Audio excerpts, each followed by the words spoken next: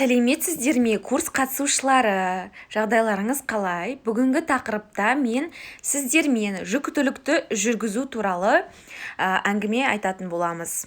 Ал кеттік, мен уақытты көпке созбайын. Бірінші, жалпы мен бұл курста сіздерге негізі жүктілікті жеңіл өткізуге және жеңіл босануға апаратын жолдар туралы айтатын боламын. Яғни, менің өзімнің тегін вебинарымда айтқан сияқты, жеңіл босану үшін сіз, мысалы, кейбір әйелдер, 40 аптада барады, 39-38 аптасында дайындалып жатады ғой, қалай босануым керек, не істеуім керек жеңіл босану үшін деген сияқты, қыздар. Оған сіз жүкті болмастан бұрын, яғни жүктілікті жоспарлап жүргеннен бастап дайындалу керексіз. Яғни сіз жеңіл босануға апаратын жолдардың бірі сол. Яғни бірінші очередь ол жүктілікті жоспарлау, яғни предгравидарная подготовка деп аталады. Предгравидарная подготовкаға не кіреді? Сіз өзіңіздің, егер білесіз ғой, хроническое заболеванияларыңыз болса, гастритіңіз болса, панкреатитіңіз болса, холециститіңіз болса, мысалы да, немесе тиреотоксикоз, гипотиреоз, яғни қалқанша безінің аурулары, соларын емдегендеріңіз дұрыс. Яғни бұның барлығы предгравидарная подготовкаға кіреді. Егер мысалы сіз жүктілікке дейін асқазан ішек жолдарыңызда проблема болса, ол ертең сізде токсикозға асқынуына келуі мүмкін. Итак, жүктілік кезінде прогестерон гормоны расслаблять етіп токсикозды тудыртатын болса, ал егер сізде бұрынғы хронический холецистит, гастрит, панкреатитіңіз болса, ол сізде одан сайын асқынып токсикоздың ауыр түрде өтуіне әкелуі мүмкін. Сонымен қатар, мысалы, сізде тиреотоксикоз, например, қалқанша безінің аурулары болса, гипотиреоз болса, тоже жүктілік кезінде одан сайын асқынуға әкеледі. Егер сондай асқынулары болып жатса, ол жүктіліктің течение деп айтады, яғни жүктіліктің кезеңін ауырлатады. Ол сізге ауыр болады, внутри балаға да ауыр болады, өзінің кері әсерін беру мүмкін, Токсикоз болған кезде білесіздер ғой, адамда обезвоженность болады, яғни сусызданады. Организмде питательный заттар ешқандай балаға бармайды, балада гипоксия болады. Соның өзінің последствиясы бар. Сондықтан мен всегда айтамын, жүктілікті жоспарлау керек, яғни предгравидарная подготовка, оның ішінде фолий қышқылы кіреді. Алдыңғы курстың бағдарламаларында мен ол туралы толығырақ айттым, фолий қышқылы туралы.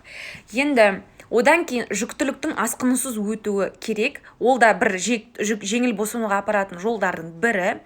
Анемияны және қынаптың қабынуларын уақытылы емдеу. Анемия туралы менде жеке тақырып болады, қыздар. Темір препараттары туралы, оларды қалай ішу керек, ол келесі тақырыпта болады. Және қынаптың қабыну ауруларын емдеу, яғни воспаление, ол да тоже келесі тақырыптарда болатын болады. Одан кейін жаттығулар, бұлшықеттердің дайын болу организмнің, йога, массаж, ол туралы да айтатын боламын. Жатыр мойнының дайын болу, ол да алдағы уақыттағы тақырыптар. Енді қараңыздар.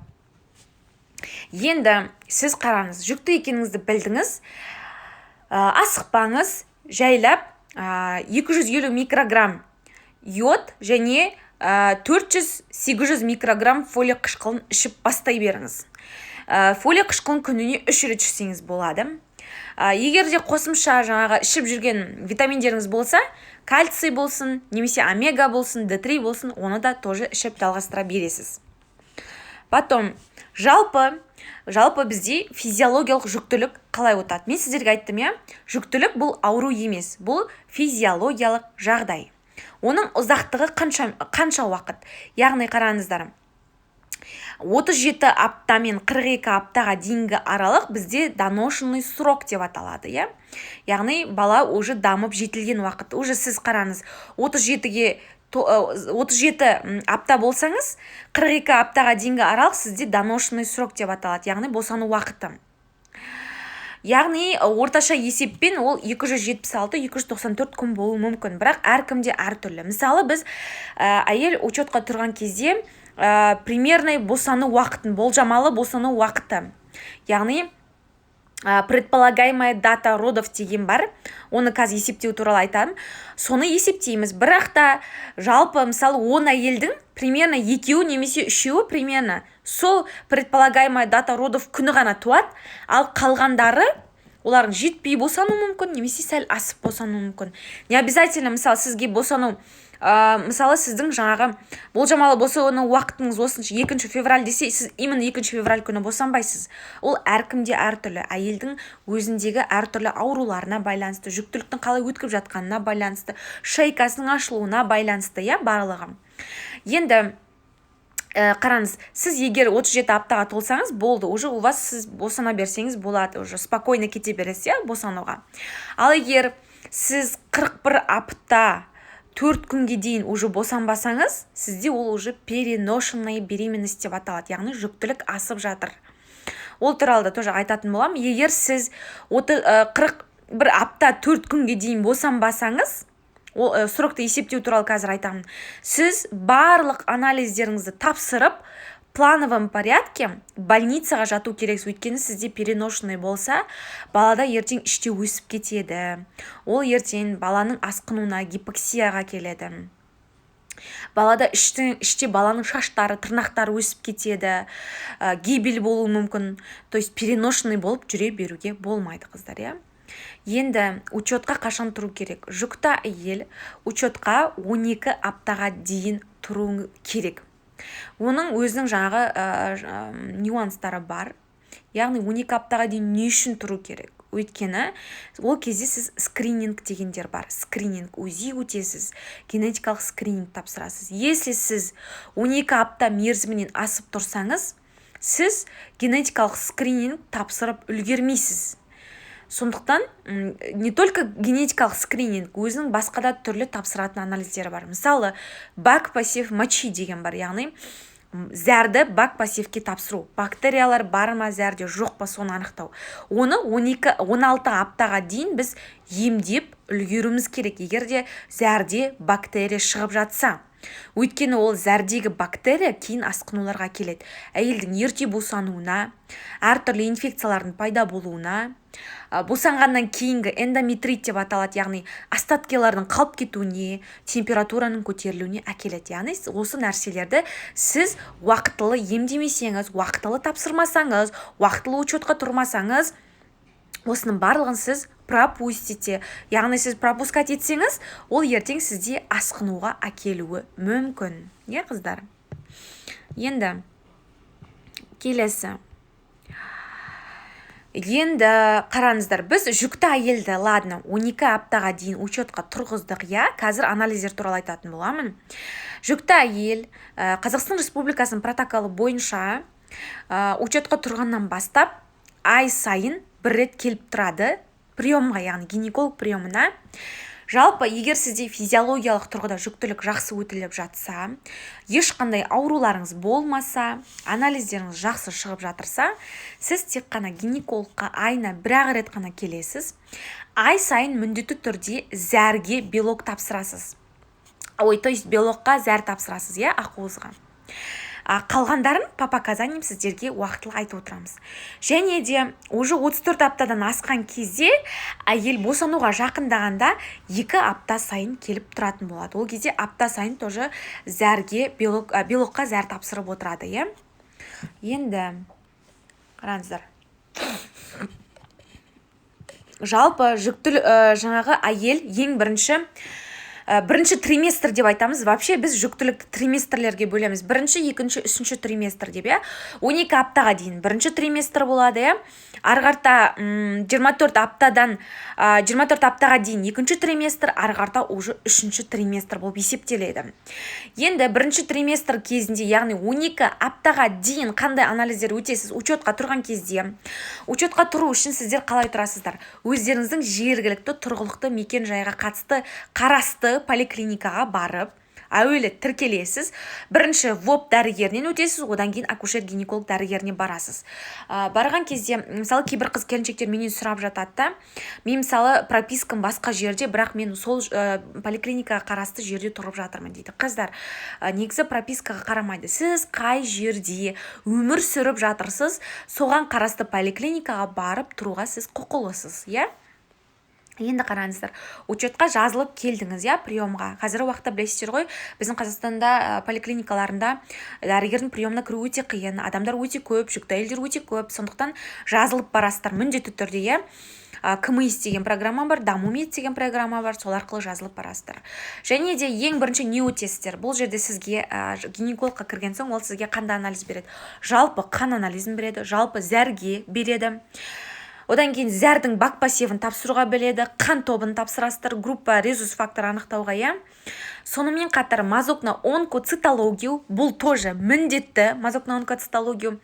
Сонымен қатар сіздер сифилиске қан тапсырасыздар және ВИЧ-ке қан тапсырасыздар. Сонымен қатар қазіргі уақытта тоже заңдар өзгеріп жатыр.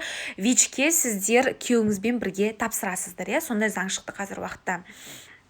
Енді сонымен қатар УЗИ өтесіз, скрининговый УЗИ 10 апта мен 13 апта 6 күн аралығындағы УЗИ болуы тиіс. Өйткені именно сол кездегі сіздің УЗИңіз сізден генетикалық скринингке қан, мынандай пальчиктен сухопятка деп айтады қыздар, соған қан алуға жарайды. Сухопятка деп айтады. Неге? Өйткені сол УЗИдің результатымен тапсырасыз генетикалық скрининг, өйткені ол жерде сізде не бар? Толщина воротниковой зоны деп аталады. Мен қазір генетикалық скринингті айтқанда түсіндірем, соны анықтайды.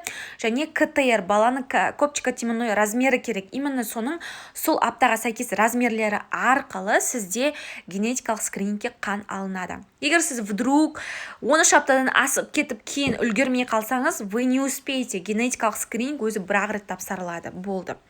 Негізі, мысалы, частный клиникаларда егер үлгермей қалған қыздар болса, 18-19 аптада тапсыруға болатын генетикалық скрининг бар, Олимпте мысалы тапсырылады да, бірақ оның маңызы уже жоғалады. Маңызы онша маңызды емес, өйткені ол ешқандай не имеет значения.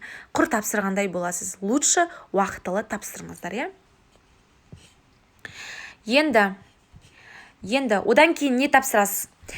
ИМТ деген нәрсе бар, индекс массы тела. Сіздің бойыңыз өлшенеді. Енді қараңыз, сіз учетқа келдіңіз ғой, сол кезде сізден анамнезіңіз сұралады. Анамнез деген қандай? Сіздің жаңағы қандай ауруларыңыз бар, қандай шағымдарыңыз бар, етеккіріңіз, соңғы етеккіріңіз қашан болды, қанша бала босандыңыз, күйеуіңіз рентгенге түсті ма, сіз қашан түстіңіз рентгенге, сізге операциялар болды ма, деген сияқты қандай да бір осложнениялар болды ма алдыңғы жүктілікте, соның барлығы айтылады, иә, сұралады сізден.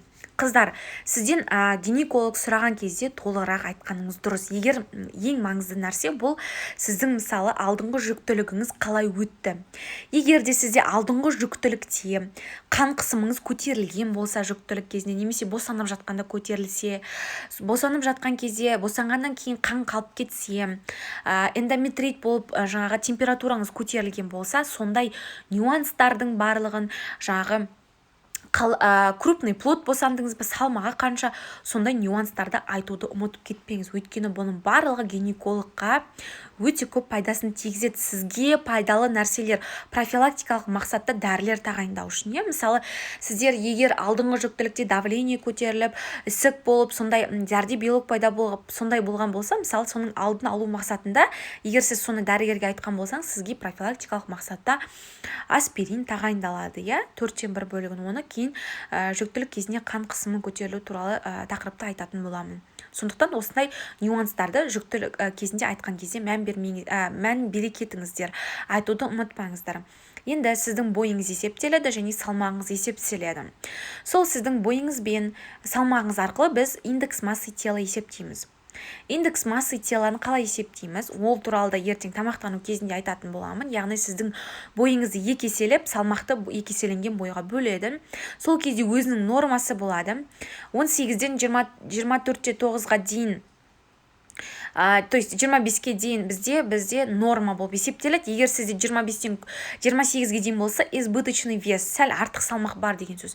Егер 29-дан көп болатын болса, бұл ожирение деп аталады. Егер сізде избыточный вес немесе ожирение, яғни сізде индекс массы телаңыз жоғары болса, ол туралы толығырақ тоже айтамын, онда сізге глюкозаға қан тапсыру керек, яғни кровь на сахар обязательно. Және кровь на сахарды дұрыстап тапсырыңыздар. Кейбір әйелдер дұрыс тапсырмай жүр. Міндетті түрде аш қаранға тісіңізді жумай тапсыру керексіз. Түсініңіздер ғой қыздар. Және де айттым жаңа ВИЧ-ке, сифилиске қан тапсырасыздар. Онкоцитологияға жағында обязательно кейбір әйелдер қорқып жүреді. Мазок тапсырмай қойсам бола ма, анау мынау деген сияқты. Қыздар, бұл өздеріңіздің денсаулықтарыңыз үшін. Чтоб сізде барлығы жақсы болуына мән беру үшін бұл скринингқа кіргізіп қойған, чтоб сізде любой заболеванияның егер болып жатса, соның алдын алу мақсатында сізге уақытылы көмек көрсетіп үлгеру үшін. Егер де мазок на флору немесе инфекцияларға қан тапсырылады, ол только показания бойынша. Показаниясы бар. Егер сізде қандай да бір көрсеткіш болмаса, ондайларға тапсырудың қажеті жоқ. Енді екінші триместр, мына жерде екінші триместрде УЗИді қашан түсесіздер? Бұл 19 және 22 апта аралығындағы УЗИді түсуіңіз керек міндетті түрде. Бұл екінші скринингтік УЗИ. Бұл кезде біз баланың жаңағы көптеген баланың ұл немесе қыз екендігін, кстати, осы сұрақтарда жақсы УЗИст болса анықтай алады. Және де бұл жерде уже баланың органдары жартылай болса да жетіліп қалады. Сонымен қатар, міндетті түрде біз бұл срок кезінде сіздің жатыр түбі биіктігін өлшейміз, яғни высота дна матки дейді, арнайы осындай лента болады.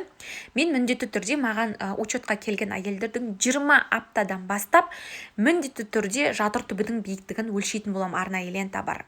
Егер де жаңа гинекологтарыңыз сіздің өлшемей жатса, өлшеуін, егер сіз 20 аптадан асқан болсаңыз, өлшеуін сұраңыз приемға келген кезде, хорошо? Енді қазіргі уақытта поликлиниканың жұмысында кейбір гинекологтар ұмытып кету мүмкін. Я не говорю, что все, мүмкін. Қарбаласта жүріп ұмытып кету мүмкін. Сондықтан сіздер өздеріңіз сұраңыздар. Мен ішімді өлшейсіз ба, дәрігер? Ішім өсіп жатыр ма деп сұраңыздар. Өйткені жатыр түбінің биіктігін өлшеу біз үшін өте маңызды. Ол нені анықтайды? Балаңыз сіздің 20 аптадан асқаннан бастап әр ай сайын сіздің ішіңізді өлшеп, оны арнайы гравидограмма деген бізде арнайы таблица бар, жаңағы график бар, сол графикаға біз жазып отырамыз, чтоб сіздің ішіңіз өсіп жатыр ма, бала өзінің срогына сәйкес па, балада дамымай қалмай жатқан жоқ па, яғни ЗВУР деген нәрсе бар, задержка внутриутробного развития деп аталады. Сондай болып жатқан жоқ па, бала іште дамымай қалған жоқ па, яғни өсуі жайлап жатқан жоқ па, соны білу үшін керек нәрсе. Және міндетті түрде ай сайын қан қысымын өлшеп отырамыз. Егер де сізде де тоже акушеркаңыз немесе гинекологыңыз ұмытып бара жатса, попросите, менің қан қысымымды өлшейсіз ба деп, міндетті түрде өлшеуіміз керек. Және обязательно белокқа зәрді тапсырасыздар, обязательно тексереміз. Сонымен қатар, егер де біз бұл жерде негізі екінші триместрде жалпы қан анализіне тексермейміз протокол бойынша, бірақ та егер де қыздар, сіздер тоже попроситесь у своих гинекологов, егер сізде қандай да бір жалобы болып жатса, яғни қаназдықтың белгілері болса, басыңыз айналып жүрсе, көп ұйқышыл болсаңыз, шашыңыз көп түсіп жүрсе, тырнақтарыңыз сынғыш болып бара жатырса, өзіңізді әлсіз сезініп жүрсеңіз, бетіңіз бозарып ағарып кеткен болса, дұрыс аппетит болмай жүрсе, жаңағы кесекті жегілеріңіз келіп жүрсе, ол кезде міндетті түрде айтыңыздар. Егер сондай симптом болса, сізге жалпы қан анализін және ферритинге, железаға, яғни темірге тапсыртқызады. Ал егер сізде ондай көрсеткіш жоқ болса, алғаш учетқа тұрған кезде гемоглобиніңіз жақсы болса, сізге олар тапсыртпайды протокол бойынша. Сондықтан сіздер ренжіп жүрмеңіздер, түсініңіздер ғой, ол протокол бойынша. Бірақ сіздерде егер жаңағы показания болып, сондай болып жатса, сіздер попросите сондай, то есть симптомдар болып жатса, сізден міндетті түрде алады. Сосын екінші рет сифилиске қан тапсырылады, именно осы аптада, және баланың жүрек соғысы тыңдалады. Бізде арнайы мынандай ушка деген бар, сол ушкамен біздер баланың жүрек соғысын тыңдаймыз. 20 аптадан бастап. 1 минут қыздар. Енді 28-42 аптада тапсыратын анализ, яғни 3-ші триместр. Біз 30 аптасын, 28-30 аптада әйел енді ол жерде қанды обязательно тапсырады, скрининговый, жалпы қан анализі, жалпы зәр анализі, РВ-ға 3-ші рет тапсырады, ВИЧ-ке 2-ші рет тапсырады. Бұл жерде ВИЧ-ке уже өзіңіз тапсыра берсеңіз болады. Бірінші учетқа тұрған кезде күйеуіңізбен тапсырасыз, кейін өзіңіз тапсыра бересіз. Сонымен қатар баланың жүрегісін міндетті түрде обязательно ай сайын тыңдап отырамыз. Және УЗИ 30-33 аптада түсесіздер міндетті түрде қыздар. Өйткені бұл жерде баланың жаңағы врожденный порог сердца, әртүрлі врожденный порогтар бар ма, жоқ па, соны анықтауға негізделген. Және егер де сізде қандай да бір көрсеткіш болып жатырса, доплерография және кардиотокография дегенге жібереміз. Плотты тексеруге, яғни ұрықты тексеруге, ол өзінің показаниялары бар. Яғни сізде рубец болса, бұрын кесаревамен босанған болсаңыз, немесе сізде балада УЗИде су аз деп берсе, немесе су көп деп берсе, многоводие, маловодие деген бар. Бала дұрыс өспей жатса, задержка внутриутробного развития деп аталады. Балада врожденный порог болып жатырса, какой-то даже совместимый порог болса да, су көп, су аз, рубец, двойня, егіз болса балаңыз, көбіріқті жүктілік, сондайлар болып жатырса, біз, яғни көрсеткіш бойынша сізді доплерографияға және кардиотокографияға жібереміз. Именно осы апталар уақытында. Сосын жұмыс жасайтын қыздар, жүкті әйелдер декретке именно осы 30 аптада шығады. Қалай шығасыздар? Біздер әйелдің декретке шығуын соңғы етеккірі бойынша есептейміз. Неге? Өйткені бізде жүкті әйелдерді тіркейтін арнайы регистр базасы бар. Сол регистр базаға ең бірінші учетқа тұрған кезде жүкті әйелдің етеккірімен қоямыз, және база сол бойынша шығарады, сондықтан сізді етеккіріңіз бойынша есептеп декретке шығарамыз қыздар 30 аптада. Ұмытпаңыздар. Енді Қыздар, енді біз бұл жерде зәр талдауына толық тоқтала кетейік. Жалпы зәр анализі, жалпы негізі учетқа тұрған кезде ғана жалпы зәр анализі ғана тапсырылады, яғни общий анализ мочи. Ал қалған уақытта, егер ешқандай көрсеткіш болмаса, тек қана моча на белок тапсырылады. Тек қана белокты ғана көріп отырамыз. Ал егер сіздің белогыңыз өте көбейіп бара жатса, онда ол кезде общий анализ тапсырасыздар. Енді нормада қалай болу керек қыздар, мен сіздерге көрсетейін міне. Мысалы, пример, үлкен қылып көрсетейін қазір сіздерге. Ой, үлкен болып көрінбей жатыр ма?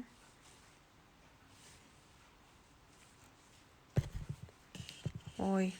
В общем, қыздар, бұнышы сіздерге тақырыпқа нелер салынатын болады. Осы слайдтар сол кезде көріп аларсыздар. Жалпы өздеріңіздің тапсырып жүрген анализдеріңіз болып жатты. Көресіздер ғой, сол жерде белок деген жерде именно 0,0 немесе 0, в общем, былай болу керек. Белок 0 болу керек, немесе 0,033. Содан көп болмау керек. Түсініңіздер ғой? Егер 0 болса, немесе 0,033 болса, это норма, қыздар. Жаттап алыңыздар, Егер белок 0,066 немесе 0,099 немесе даже одан да көп болып жатырса, это уже плохо деген сөз. Ол кезде не істейміз? Әйелдің міндетті түрде давлениесін өлшейміз. Давлениесі көтеріліп атқан жоқ па? Отек, аяқ қолдар ісініп атқан жоқ па? Соны сұрастырамыз. Және де не істейміз? Егер ешқандай да жалобы жоқ, отегі жоқ, давление нормальный болса, повторно тапсыртамыз. Может, сіз дұрыс емес тапсырған шығарсыздар. Өзінің арнайы тапсыру ережелері бар қыздар. Зәрді, өйткені кейбір қыздар белокқа зәрді дұрыс тапсырмайды. Яғни сіздер зәрдің таңертеңгі ортаңғы порциясын жинау керексіздер. Бастапқысын жібересіздер, ортаңғы порциясын жинасыздар. Және де кейбір әйелдерде выделение көп келіп жүреді. Сол выделение түсіп кетуі мүмкін.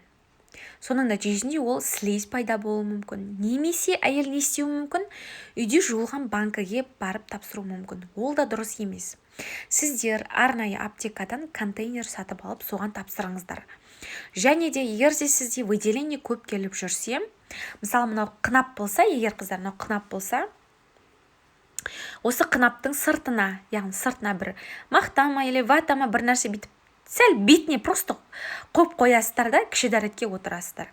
Сосын алып тастай саласыңдар бетіне, ішіне тығып емес қыздар, өйтіп тығып жүрмеңіздер, просто бетіне қынаптың қойып қойыңыз, чтобы слизь не попала, да.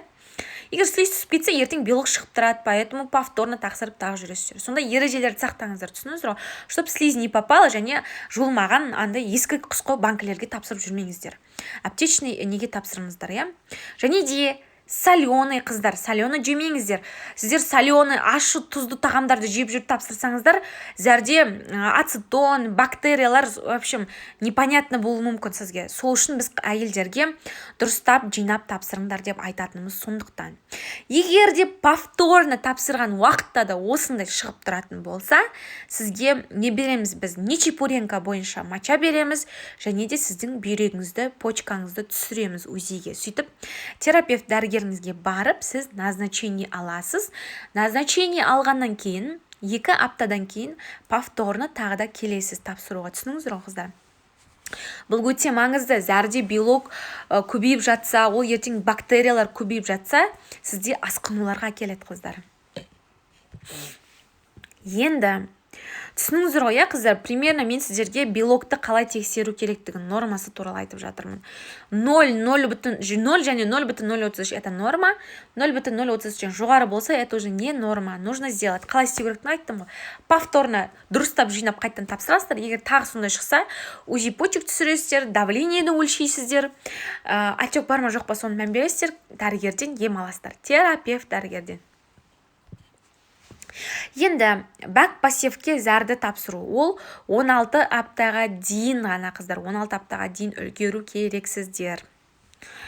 Неге 16 аптаға дейін? Өйткені 16 аптадан кейін тапсырған зәрдегі бак-посевті, даже если анықталғанның өзінде емдегеннен ешқандай пайда болмай қалады. Сондықтан оны уақытылы тапсырып, егер уақытылы результаты шықса, бактериялар шығып жатса, уақытылы емдеу керек. Оны қалай есептейсіз? Қараңыздар. Егер сізде бак-посев мочада, өздеріңіз көресіздер, жазылып тұрады сіздерде, да? Қыздар, мына жерде негізі көрінбей қалыпты, мен слайдта көрсететін болам, слайдтан скачать етіп ішінен қарап алыңыздар, иә? Егер де бір бактериялар шығып тұрады, стафилокок, стрептокок, тағы да бір нәрсе ауреус, стафилококкус ауреус деп, және қасында дәрежесі тұрады. Оның 5 дәрежесі, оның 3 дәрежесі болуы мүмкін, оның 7 дәрежесі, оның 8 дәрежесі қойы на миллилитр. Яғни, бұл жерде 1 миллилитрдегі мочадағы бактерияларды көрсетіп тұр бұл, иә? Егер сол 1 миллилитрдегі бактерияның саны оның 5 дәрежесінен көп болса, және де көп болса, біз сіздерге не істейміз? Қараңыз, егер сізде ешқандай шағым болса да, болмаса да сізге жаңағы антибактериальная терапия тағайындаймыз. Иә? Егер де сізде жүкті әйел болсаңыз, сізде қандай да бір шағым болып жатырса, цистит, бүйректің аурулары, қышыну ашу болып жатса, бірақ оның 3 дәрежесі болып тұрса, бактерияңыз все равно емдейміз. Қараңыз, ешқандай шағым болмаса, бірақ оның 5 дәрежесі немесе одан көп болып тұрса, қойы, лечение тағайындаймыз. Ал егер сізде оның 3 дәрежесі, бірақ сізде шағым болса, онда уже оның 3 дәрежесінен бастап сізге ем тағайындала береді. Қыздар, бұл ненің алдын алады? Бұл бактерияларды уақытылы емдеу, зәрдегі, бак-посевтегі. Сізде бізге антибиотиктер тағайындалады, сол бак-посевтің ішінде чувствительность, устойчивость, соның барлығы көрсетіліп тұратын болады. Бұл сізде ерте босанудың, ерте су кетіп қалудың алдын алады. Және де босанып жатқан кездегі босанғаннан кейінгі эндометрит, яғни воспалениенің нәтижесінде, инфекцияны уақытылы емдемегеннің нәтижесінде плацента жабысып қалуы мүмкін, плацентаның ажырауы қиын болуы мүмкін, остатки плацентарной ткани дейді, яғни плацентаның остаткилары қалып кетуі мүмкін, сізде температура беру мүмкін. Ол температура берсе, білесіздер, қыздар, ертең последствиясы эмоционально тұрғыда нашар. Ол қырады. Қырмаса тағы болмайды. Сондықтан уақытылы осындайларды емдеуіміз қажет, қыздар. Енді Жаңа сіздерге айтып кеттім я, жалпы зәр анализін тапсыруға арнайы дайындық ережелері болуы тиіс. Өтірік барып тапсыра салудың қажеті жоқ. Ол егер сіз өтірік тапсырсаңыз, бостан-бос сіз өзіңіз ертең әуреге түсесіз, дұрыс емес болғандықтан. Қайтадан тапсырасыз, одан тағы повторно тапсырасыз, УЗИ почек түсесіз, қайтадан терапевтке барасыз. Ол өзіңізге лишний хлопоты болады, қыздар. Енді зәрді жинамас бұрын арнайы гигиеналық ережелер сақтайсыз. Душ қабылдасаңыз болады. В общем, дәрет алу деп айтайын, енді қазақша солай алғандарыңыз дұрыс, иә, қыздар. Зәр жинайтын ыдысыңыз таза болуы қажет. Жаңа айттым, иә, мүмкіндігінше дәріханадан арнайы таза контейнері сатып алыңыз. Сонымен қатар тапсыруға 8-9 сағат қалғанда, яғни бір күн бұрын хотя бы кофе, чай, газды сусындар, зәрдің түсін бояйтын свекло деген сияқты тағамдарды жемегендеріңіз дұрыс. Ашы, тұзды, соленый огурцы, әсіресе жүкті әйелдердің жейтін, соны пока сол кезде жемей тұра тұрыңыз, иә.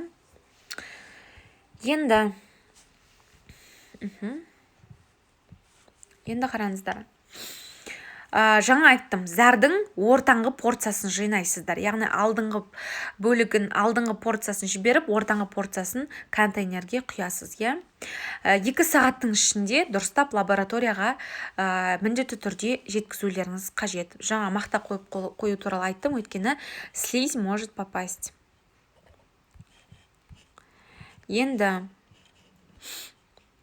сонымен қатар жалпы қан анализі мен жалпы негізі қаназдық туралы сіздерге қаназдық деген арнайы тема бар бізде, қыздар.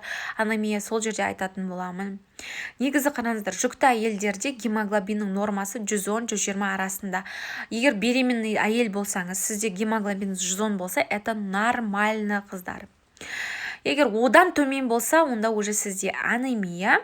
Егер сізде анемия болып жатырса, сіз кровь на железо және ферритинге қан тапсырасыз. Неге? Сізде қаншалықты запас бар екенін білуіміз қажет. Бірақ та, қыздар, егер де сіздерде жалпы қан анализіңіз норма, бірақ сізде қандай да бір симптом болып жатырса, жаңа мен айтқан шаш түсу, тырнақ түсу, бас айналу, беттің бұзарып кетуі, кесекті көп жеу, ол кезде сіз міндетті түрде тапсырасыз. Қайтадан гемоглобинге можете повторно в другом месте сдать, я Олимп, Инвива деген сияқты. Егер сенбесеңіз, я лабораторияларға, поликлиниканың железаға тапсырасыз, ферритинге тапсырасыз, өйткені скрытый анемия болуы мүмкін. Яғни сізде жаңағы запасыңыздан, қорыңыздан гемоглобин жетіспей атқандықтан сізден ала береді, қордан ала береді, бірақ қорыңыз запасы таусылып жатуы мүмкін. Және де жүктілік кезінде гемоглобинде тромбоцитопения деген нәрсе бар, я, немесе тромбоциттердің көбейіп кетуі, тромбоцитоз. Енді қараңыздар, жүкті әйелде тромбоциттің минимум, мысалы қалыпты әйелдерде, ер адамдар жалпы 180 тромбоцит төменгі шегі болса, жүкті әйелдерде төменгі шегі 150 бола береді, я, жүктілік кезінде незначительно азаю мүмкін. Егер сізде тромбоцит 150-ден төмен болса, сіз повторно тағыда подсчет тромбоцитов дегенге тапсырасыздар. Арнайы. Тек қана тромбоцит есептейтінге, подсчет тромбоцитов ручный методом деген бар, соны тапсырасыздар. Егер сол жерде де 150-ден төмендеп бара жатырса, сіз гематолог дәрігерге баруыңыз керек. Тромбоцитопения тоже өте опасно, өйткені тромбоцитопения болса қан дұрыс ұйымайды. Жүктілік кезінде қан кетсе, немесе бір жерге соғып алсаңыз, бір жеріңізді қанатып алсаңыз, немесе жүктілік кезінде қан кетсе, тромбоцитопения кезінде қан дұрыс ұйымауы мүмкін. Сол кезде сізге көмек көрсету өте қиын болады, сондықтан оған тоже дайын болу керек. Егер сондай болып жатырса, егер де сізде 150-ден төмен болса, повторно қайта тапсырып тұрыңыздар. Егер төмен болса, гематолог дәрігеріне барыңыз, қыздар. Енді мен бұл жерде сіздерге енді генетикалық скринингке тоқтала кетейік. Көп әйелдердің көп сұрайтын сұрақтарының бірі осы генетикалық скринингке тапсыру міндетті ма, немесе үлгермей қалсам, тапсырмай қалсам еш нәрсе етпей ма деген сияқты сұрақтарды өте жиі қояды. Қыздар, жалпы скрининг деген не ол, білесіздер ма? Скрининг деген ол міндетті нәрсе. Ол міндетті зерттеуді не үшін тағайындайды? Міндетті зерттеуді қандай да бір аурулардың, патологиялардың алдын алу мақсатында тағайындайды. Сондықтан ол скринингті сіздер, қыздар, өткізіп алмағандарыңыз дұрыс. Қазір бір минут, қыздар. Енді бұл генетикалық скрининг, жаңа айттым сіздерге, 10 апта мен 13 апта 6 күн аралығындағы УЗИ результатымен тапсырылады. Егер сізде бұл результат болмаса, сіз генетикалық скрининг тапсыра алмайсыздар. Егер вдруг сіз үлгермей қалдыңыз, бірақ та 19-20 аптада, 18-19-да тапсыруға болады, бірақ ол кезде тапсырған генетикалық скринингтің ешқандай да маңызы болмайды, қыздар. Сондықтан лучше постарайтесь 10 апта мен 13 апта 6 күн аралығында тапсыруға. Бірақ енді желательно прям 10 күн деп қатып қалмаңыздар, қыздар. Өйткені қазіргі уақытта уже өзгеріп жатыр, 10 аптаны қабылдамай жатыр. Сондықтан 11 апта мен 13 апта 6 күн араласындағы УЗИ түсу керек. Сосын, кстати, қыздар, ол сіз, мысалы, кейбір әйелдер болады, УЗИге түсіп алады да, 5 күннен кейін немесе 10 күннен кейін келіп тұрады, генетикалық скрининг тапсырайыншы деп. Қыздар, олай болмайды. Сіз генетикалық яғни тапсыру үшін УЗИ түстіңіз ба? УЗИдің 2 ксероксын жасап, удостоверениенің 2 ксероксын жасап, на следующий день немесе сол күні, то есть УЗИ тапсырғаннан 3 күннің ішінде сіз генетикалық скрининг тапсыру керексіз. Егер сіз генетикалық скринингті сол 3 күннің ішінде тапсырмайтын болсаңыз, ертең сіздің результатыңыз дұрыс емес шығады, және уақыт өтіп кеткен болады, сізден генетикалық скрининг мүлдем алынбайды. Сол үшін сразу УЗИ түстіңіз ба, на следующий день аш қарынға барып сразу тапсырыңыздар. Или хотя бы 2 күн немесе 3 күннің ішінде. 3 күннен асып кетсе, уже вы не успеете, результаты дұрыс емес шығады, сізден алынбайды генетикалық скрининг. Және оның да тапсыру ережелері бар. Қыздар, генетикалық скрининг тапсыруға сіз мүлдем еш нәрсе ішпей тапсырасыз. Даже суда ішпей келесіз, түсініңіздер ғой. Сол үшін таңертең ерте келіп тапсырып кетіңіздер. Мүлдем тамақта, суда еш нәрсе ішуге болмайды. Өйткені сіз тамақ ішіп қойсаңыз, бір нәрсе чай, кофе, бір нәрсе ішіп қойсаңыз, оның результаты дұрыс емес шығады, қыздар. Соны учтите, Енді қараңыздар, бұл генетикалық скринингте біз қандай ауруларға зерттейміз. Яғни, ең жиі кездесетін Дауна, Эдвардс, Паттау, Тернер синдромдарына, яғни хромосомалық тұқым қуалайтын ауруларға ұрықта, яғни қауіп бар ма, немесе жоқ па, соны ғана анықтайды. Яғни, бұл генетикалық скринингте сіздің балаңызда 100% Дауна немесе анау-мынау синдром бар, немесе жоқ демейді. Оны анықтамайды. Бұл жерде скринингте риск, яғни қауіпті топқа жата ма? Низкий немесе высокий риск анықтайды, Бұның өзі 100% емес, просто біз сол арқылы әйелдерді жүктейміз. Яғни сізде низкий риск болса, тек қана бақылаймыз УЗИмен. Ал егер высокий риск болса, онда сізді генетика жібереміз, яғни генетик маманына жібереміз. Ол сізден не ұсынады? Инвазивная пренатальная диагностика деген бар, яғни сол ұрықтан материал алып, ұрықты генетикалық ақауларға зерттеуге сізден рұқсат сұрайтын болады. Ол туралы тағы айтамын. Яғни сізде, мысалы, мынандай случай болған, қыздар,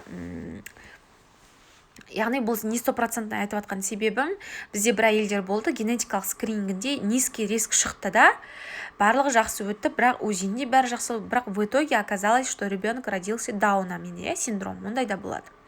Мынандай случайларды болды, өте жиі кездеседі қазіргі уақытта. Высокий риск шығады, бірақ кейін инвазивная пренатальная диагностика, яғни баладан материал алып зерттеген кезде, балада ешқандай ақау болмай шығады. Яғни ондай өте жиі кездеседі. Неге? Значит, әйел дұрыс тапсырмады деген сөз, қандай да бір қателіктер кетті деген сөз. Өзінің осындай нюанстары бар. Сондықтан балада қандай да бір синдром бар екенін анықтайтын, ол тек қана 100% анықтайтын инвазивная пренатальная диагностика, яғни амниоцентез, кордоцентез деген бар. Яғни хорион бірлерінен немесе баланың айналасындағы судан инемен тесіп материал алып, сол материалды генетикалық ауруларға зерттейді. Сол ғана 100% айта алады, қыздар, Енді, егер де вдруг сізде высокий риск шығатын болса, одан қорқудан қажет жоқ, сіз міндетті түрде генетик маманына барасыздар.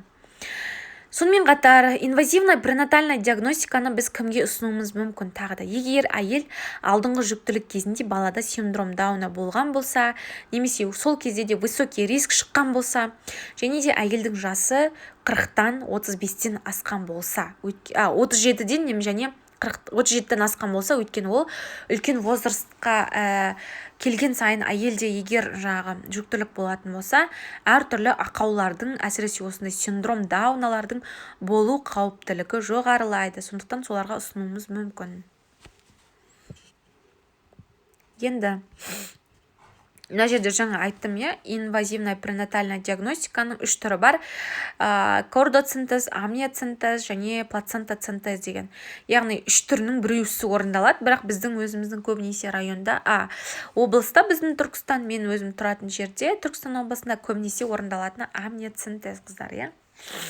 Амниоцинтез более жұмсағырақ, щадящий деп айтсақ болады, чем плацентоцинтез бен кордоцинтезге қарағанда. Кордоцинтез деген яғни ұрықтың кіндік қанынан зерттеуге материал алады. Амниоцинтез қағанақ суы, яғни баланың айналасындағы судан алады. Плацентадан алатын плацентоцинтез. Бұлар көбінесе тиімсіз, ең тиімдісі көбінесе амниоцинтез. Енді кейбір қыздар бас тартып жатады, өйткені қорқады, амниоцинтезден, осы яғни инвазивный пренатальная диагностикадан, өйткені балам түсіп қалады деп қорқады. Балаға қандай зиян болуы мүмкін деп қорқады. Бірақ та, если мүмкіндік болса, қыздар, істеткендеріңіз дұрыс. Единственно оның минусы тек қана сізде жай ғана угроза болуы мүмкін. Яғни ішті жаңағы инемен тескен жерінде сізде угроза болады кейін, мысалы, сондай қауіптілігі бар. Сізді кішкене жаңағы процедура біткеннен кейін жанында ұстайды 1 сағат, 2 сағат сол жерде. Сонан кейін үйіңізге қайтарады, сізге назначение беріп қайтарады. Өйткені енді мен осы уақытқа шейін инвазивно пренатальная диагностикадан баласы түсіп қапты, немесе ерте босанып қойыпты дегенді кездестірген жоқпын.